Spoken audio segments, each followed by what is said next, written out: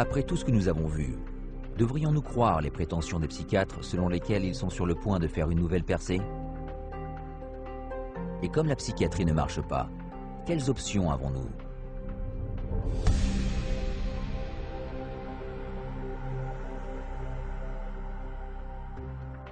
En considérant le panorama de la santé mentale, une question se pose. Comment croire un psychiatre et ses traitements? Même les psychiatres interviewés lors d'un récent congrès de l'Association psychiatrique américaine ont admis qu'ils ne détenaient pas de réponse. What is the answer to mental illness? That's too broad of a question to answer. What's the answer to mental illness? I don't think there are any answers to mental illness. We still need a better answer than the one we have now for mental illness. I can't even understand the question, I guess. There's no real answer. You can't. These are like chronic problems. You can't just cure somebody. Du fait que la psychiatrie ne détient pas de réponse, comment pouvons-nous prendre en charge ceux qui ont de vrais problèmes psychologiques? Il existe en fait de nombreuses réponses, mais vous n'en entendrez jamais parler de la bouche des psychiatres qui prescrivent des psychotropes. Le projet Soteria constituait une solution. Il a été formé en 1971 par le docteur Loren Mosher, qui était alors à la tête du projet de recherche sur la schizophrénie à l'Institut national de la santé mentale.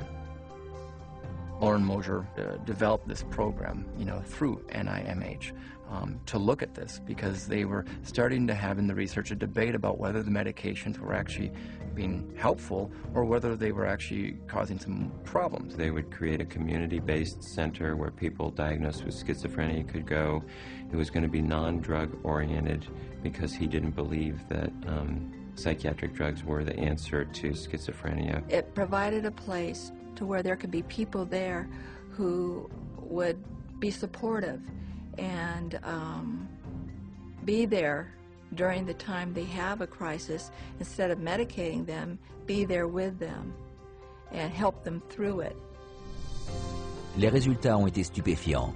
Les résidents de Soteria allaient nettement mieux et rechutaient bien moins souvent que les patients qui prenaient des psychotropes.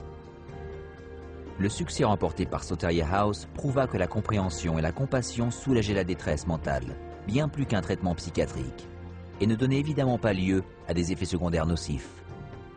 Malgré cela, très tôt, les percées du docteur Mosher ont été rejetées par le milieu psychiatrique, qui dépendait des psychotropes et des fonds pharmaceutiques.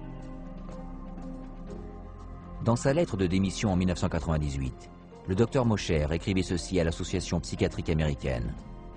La psychiatrie, dans son ensemble, a été complètement achetée par les compagnies pharmaceutiques. Nous permettons et promouvons l'utilisation générale de substances chimiques toxiques dont nous connaissons les graves effets à long terme. La psychiatrie telle qu'elle est pratiquée aujourd'hui tient-elle de la supercherie? J'ai bien peur que oui. When people ask me about why aren't there more places to get this type of treatment and why is biopsychiatry kind of taken over, if they were effective, why did they go away? And I really think that it goes back to the question of money. Entre les pressions politiques exercées par cette institution psychiatrique et le manque de financement, les refuges comme Soteria House sont peu nombreux, mais peuvent être trouvés, et celui qui souffre réellement peut s'en remettre. Mais qu'en est-il des problèmes mentaux ou émotionnels quotidiens, tels que la dépression ou les sautes d'humeur? Sans utiliser de méthode psychiatrique, comment y remédier? C'est plus facile que l'on ne croit généralement. Il existe de nombreuses preuves selon lesquelles plus de la moitié des problèmes psychiatriques sont causés par une condition physique sous-jacente et non détectée.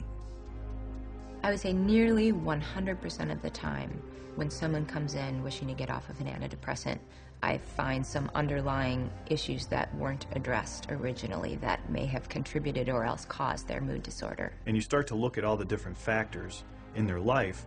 A lot of times you can find that there's multiple different reasons that someone's not feeling well. Viruses can cause depression.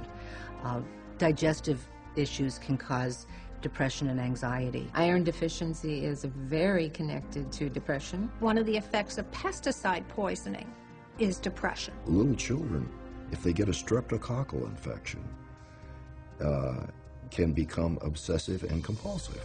I've seen people with bipolar disorder manic depression who have food allergies. Pretty much any kind of psychiatric problem can be associated with a low thyroid state. A ton of difficulties that a person has that can manifest itself as a supposed mental illness, but you fix the hormone, you fix the gland, you fix the nutrition. Miraculously, you can also fix the quote-unquote mental illness. Why a psychiatrist cannot get to the root of a person's problem, that's the million-dollar question. I have absolutely no idea. They could.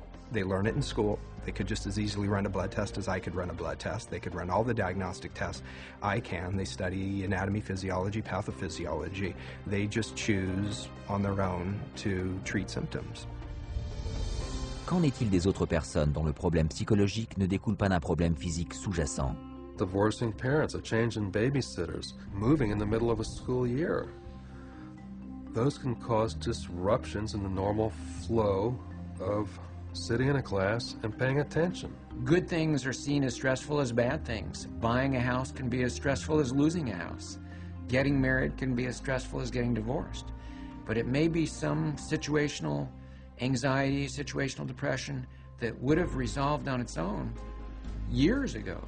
And the patient's been on medicine for years. Well, it is ridiculous to think that normal depression or grief from normal life circumstances should be treated with medication. We didn't think this way before we had them, because people just took it for granted that life was difficult at times. It was stressful, painful, and, you know, difficult emotions, be they anger, pain, sadness, grief. All these things are normal reactions, and to cover that up with medication is really to turn your back on what makes us human beings, which is our emotions.